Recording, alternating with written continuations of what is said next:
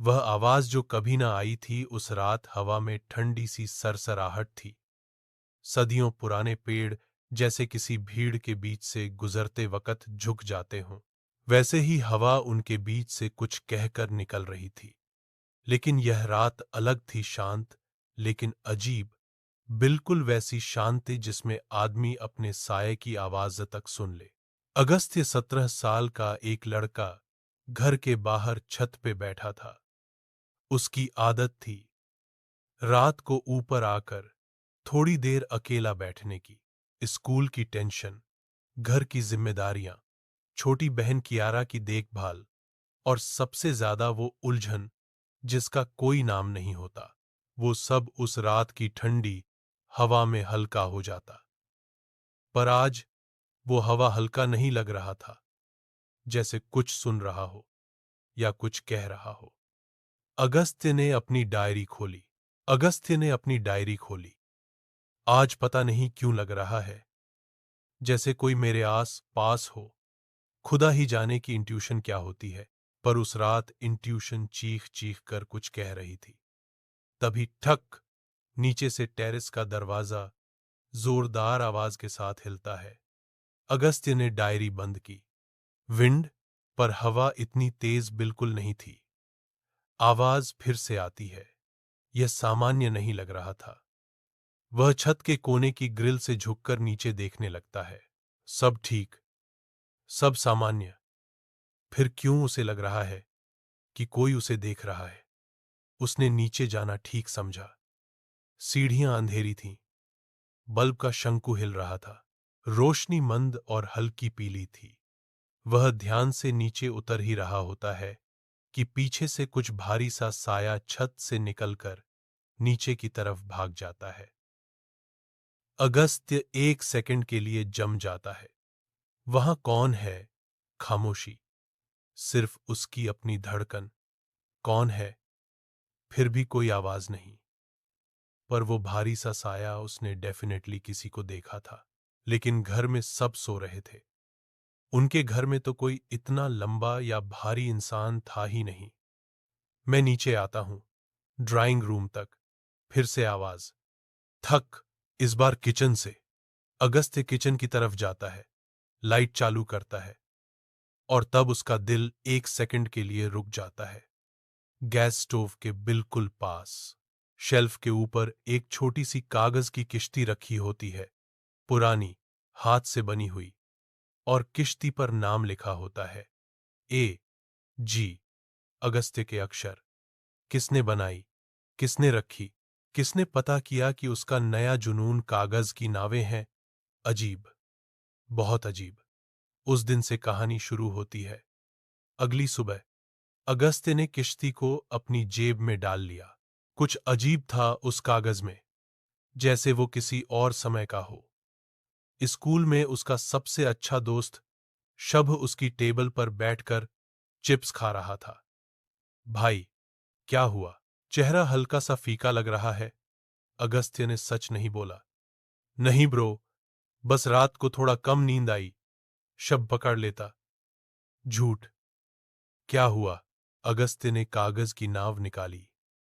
यह दिखाओ, यह मेरे रसोई घर में मिली। शभ ने नाव पकड़ी।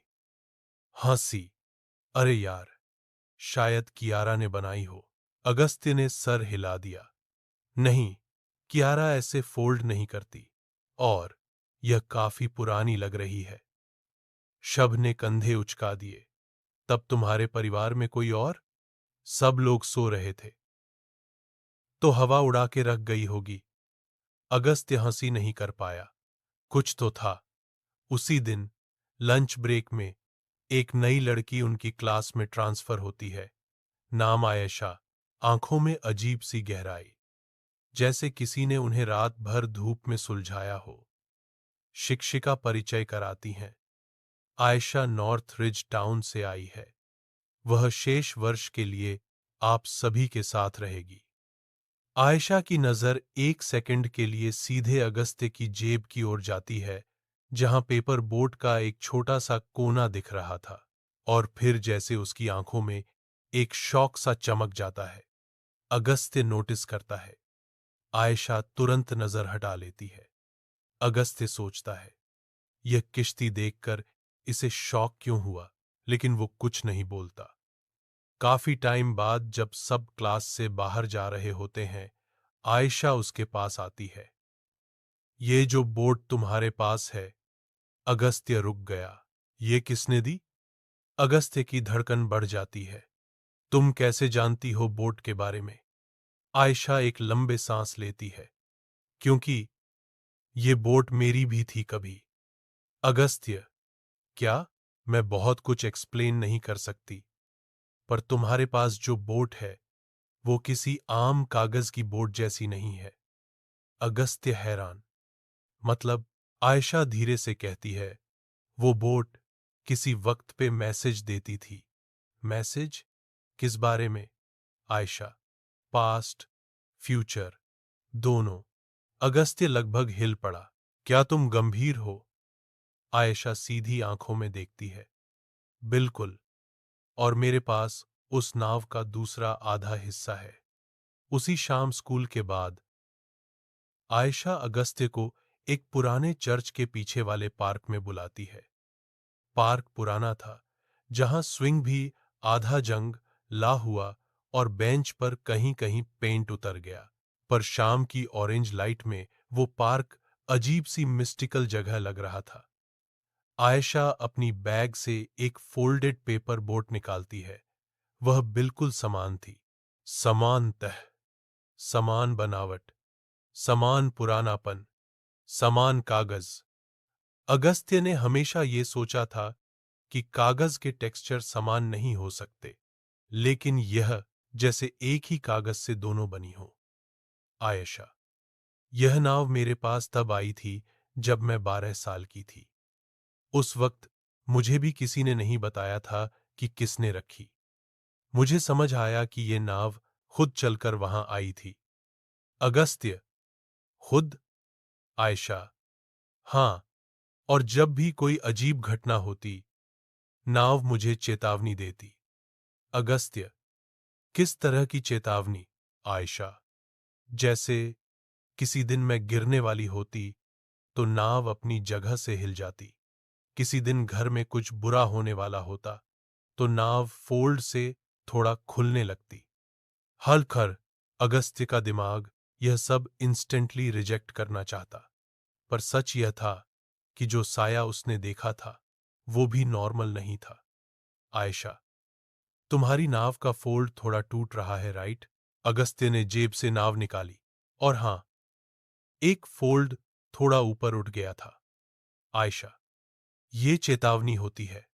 अगस्त्य, चेतावनी किस चीज की? आयशा डर गई हो, जैसे कि तुम्हारे आस पास कोई है जो तुम्हें देख रहा है। अगस्त्य का गर्दन का पिछला हिस्सा सूख गया। वही भावना, वही अवलोकन, वही रात। आयशा आगे कहती है, वो एक छाया, अस्तित्व है। आयशा बताती है कि जब वो छोटी थी तो उसके घर में भी सेम साया दिखाई देता था। पहले वो दूर से देखता, फिर आस पास, फिर कभी उसके बेडरूम के बाहर खड़ा मिल जाता। शैडो बीइंग क्या होता है? अगस्त्य ने पूछा। आयशा, वो इंसान नहीं होता, पर इंसान की तरह बिहेव करता है। वह किसी एक इंसान को चुनता है और फिर उसे फॉलो करता रहता है। अगस्त्य ने हाथ से ठंडी हवा को महसूस किया। पर यह मेरे पास क्यों आया होगा? आयशा ने धीरे से कहा, क्योंकि तुम्हारी बोट एक्टिवेट हो गई है। अगस्त्य, कैसे? आयशा, तुमने कोई इमोशन फील किया होगा, जैसे दर्द या लॉस या कुछ जो तुमने किसी से शेयर नहीं किया। अगस्त्य को अचानक याद आया वो कुछ हफ्तों से बहुत स्ट्रेस में था। आदर का ओवरवर्क, घर की फाइनेंशियल प्रॉब्लम्स, बेहद एक्सपेक्टेशंस, और उसके बीच वो खुद जो कहीं खो गया था। आयशा उसकी आंखों से ही समझ गई। शैडो बीइंग हमेशा उन लोगों के पास आता है जिनके इमोशंस स्ट्रैंग होते हैं, और बोट उन्हें प्रोटेक्ट करती है। अगस्त्य, मतलब बोट मुझे बचा रही है? आयशा, हाँ, पर शैडो बीइंग तब तक नहीं जाएगा जब तक तुम अपने इमोशंस को फेस नहीं करते। अगस्त्य, कौन से इमोशंस? आयशा आंखों में सीधा देखती है, जो तुमने छुपाए हुए हैं। अगस्त्य घर आता है। रूम में आके वो बोट को टेबल पे रखता है। बोट का फोल्ड फिर से हल्का खुल जाता है, जैसे कोई सिग्नल। अगस्त्य कियारा के रूम जाता है। मैं 10 साल की प्यारी सी बच्ची थी, पर अत्यंत ऑब्जर्वेंट। कियारा, कल रात तुम छत पर आई थी? कियारा ने भ्रमित होकर सिर हिलाया। नहीं भैया, मैं तो सो रही थी। अगस्त्य रुका। क्या तुमने ये नाव बनाई? कियारा, नहीं, मैं तो आयताकार विमान बनाती हूं, नाव नहीं। तो नाव कियारा का काम नहीं था, वो साया भी। अगस्त्य रात को फिर से छत पर जाता है। इस बार वो तैयार होता है, टॉर्च, डायरी और नाव साथ लेकर। रात एकदम शांत, हवा लगभग स्थिर। लेकिन जैसे ही वो डायरी खोलता है, थक, इस बार आवाज सीधा पीछे से आती है। अगस्त्य तुरंत पलट जाता है और छत के कोने पर एक साया खड़ा होता है। लंबा, अंधेरा, बिल्कुल बिना आकार का, फिर भी बिल्कुल इंसान जैसा। अगस्त्य का गला सूख जाता है। कौन, कौन हो तुम? साया 1 इंच भी नहीं हिलता। सिर्फ हवा चलना शुरू होती है। हवा में एक अजीब सी गंध, पुराने काग की या गीली मिट्टी की, या दोनों। वो कंफ्यूज था। अचानक नाव उसकी जेब से गिर जाती है और नाव सीधे साये के पास रुक जाती है। साया नाव की तरफ देखने लगता है। फिर वह नाव को छूता है और 1 सेकंड में नाव का रंग हल्की सी नीली रोशनी से चमकने लगता है। अगस्त्य सदमे में। आयशा सही कह रही थी। नाव संदेश देती है। नाव का फोल्ड पूरा खुल जाता है। अगस्त्य नाव को उठाता है। नाव के अंदर एक लाइन लिखी थी। लिखावट अजीब, पुरानी, आसमान। लाइन थी, जिस रिश्ते को तुम ढूंढ रहे हो वो तुम्हारे सामने है। अगस्त्य का दिमाग खाली। कौन सा रिश्ता? कौन ढूंढ रहा? कौन लिख कर गया? मैं नीचे जाने ही वाला होता हूं कि उसके बगल में कोई खड़ा मिलता है। आयशा, तुम? रात के 11 बजे? आयशा सांस तेज लेते हुए, मैं तुम्हें वार्न करने आई। शैडो बीइंग तुम्हें नहीं, हम दोनों को फॉलो कर रहा है। अगस्त्य हैरान। मतलब यह साया तुम्हारा भी फॉलो करता था? आयशा ने सिर हिलाया। यस। और जब मैं 12 की थी, तब बोट मुझे मिली थी। बोट ने मुझे बचाया था। आयशा, क्योंकि हम दोनों कनेक्टेड हैं। अगस्त्य, कैसे? आयशा एक गहरी सांस लेती है। मैं बताती हूं, पर प्रॉमिस करो ट्रस्ट करोगे। अगस्त्य, प्रॉमिस। आयशा, सालों पहले तुम्हारे पिता और मेरे पिता बेस्ट फ्रेंड्स थे। अगस्त्य का दिल रुक जाता है। आयशा, उन्होंने एक प्रोजेक्ट मिलकर बनाया था, इमोशनल रेसोनेंस ऑब्जेक्ट। एक ऑब्जेक्ट जो इमोशंस फील कर सके, एक ऑब्जेक्ट जो प्रोटेक्ट कर सके। उन्होंने रैंडम ऑब्जेक्ट चू किया, एक काग का बोट। अगस्त्य, क्या ये सब रिसर्च था?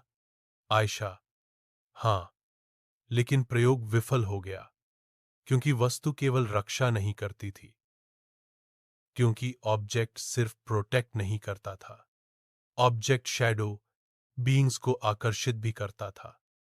अगस्त्य, मतलब बोट डेंजर भी लाती है? आयशा, अगर तुम बहुत ज्यादा इमोशंस प्रेशर में हो तो हाँ, बोट उन इमोशंस को एब्जॉर्ब करती है।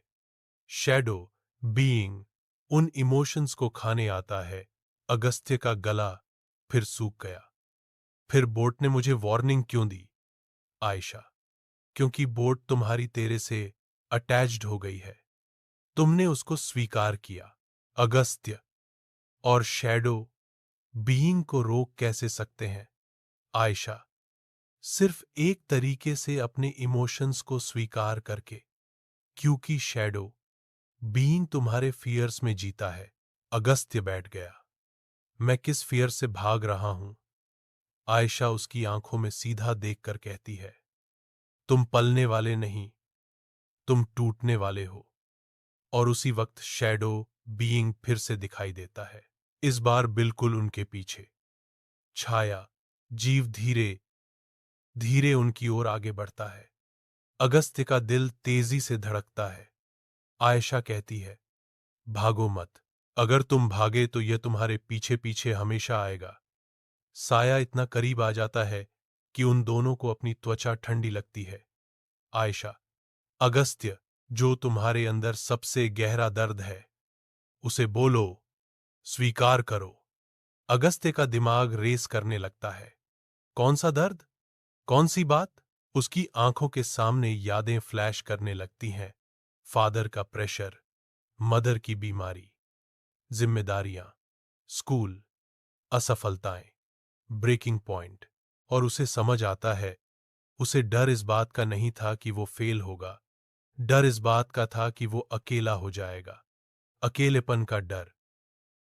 वह चीख कर बोलता है, हां, मुझे अकेला रहने से डर लगता है। मुझे डर लगता है कि मैं सबको निराश कर दूंगा। मुझे डर लगता है कि मैं किसी के काम नहीं आ सकता। और जैसे ही वो ये सब बोलता है, शैडो बीइंग एकदम रुक जाता है। आयशा, और बोलो। अगस्त्य आंखों में आंसू लेकर कहता है, मैं थक गया हूं। मैं सबको खुश नहीं रख सकता। मैं बस अपना बोझ हटाना चाहता हूं। और इस दफा पूरे छत पर एक घुमावदार हवा चलती है। शैडो बीइंग का आकार हिलने लगता है। वह घुलने लगता है, जैसे उसकी अंदर की अंधेरा हिल रहा हो। आयशा चीखती है, नाव उछालो। बोलो कि तुम अपने डर से लड़ना चाहोगे। अगस्त्य नाव को जोर से उठाता है और कहता है, हां, मैं डर से लड़ूंगा। मैं अपनी भावनाओं को छुपाऊंगा नहीं। शैडो बीइंग एकदम क्रैक जैसा साउंड करता है और एक सेकंड में हवा की तरह उड़कर गायब हो जाता है। साया गायब, हवा शांत, बोट अब बिल्कुल नॉर्मल। आयशा उसके पास चलती है, उसका शोल्डर पकड़कर कहती है, सी, तुमने कर लिया। अगस्त्य सांस नहीं ले पाता कुछ सेकंड। फिर हंसी आती है, जैसे बहुत दिनों बाद किसी ने अंदर की एक बड़ी सी चैन ओपन कर दी। आयशा भी मुस्कुराती है। अगस्त्य कहता है, बोट अब मेरे पास रहेगी। आयशा, यस, पर अब वो तुम्हें डेंजर नहीं देगी। अब वो सिर्फ प्रोटेक्ट करेगी। अगस्त्य, और तुम? आयशा हल्की हंसी देती है। मैं भी यहीं रहूंगी, तुम्हारी जिंदगी में, तुम्हारी नाव की तरह। अगस्त्य शर्माते हैं। आयशा कहती है, बस एक वादा करो। अगस्त्य, क्या? आयशा, जो भावनाएं हैं उन्हें व्यक्त करोगे, छुपाने नहीं दोगे, नहीं तो साया वापस आ सकता है। अगस्त्य, वादा।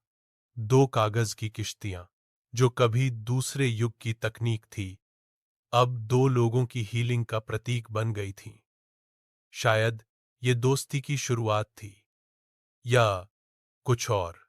एक हफ्ते बाद, जिंदगी सामान्य।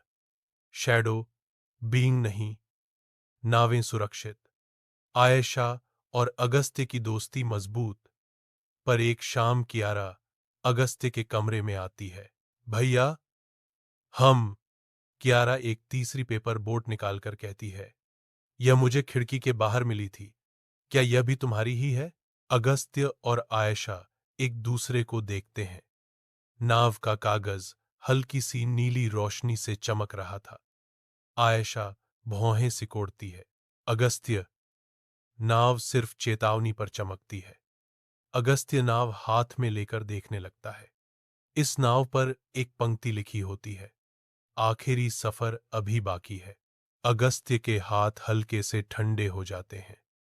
आयशा कहती है, लगता है कहानी अभी खत्म नहीं हुई।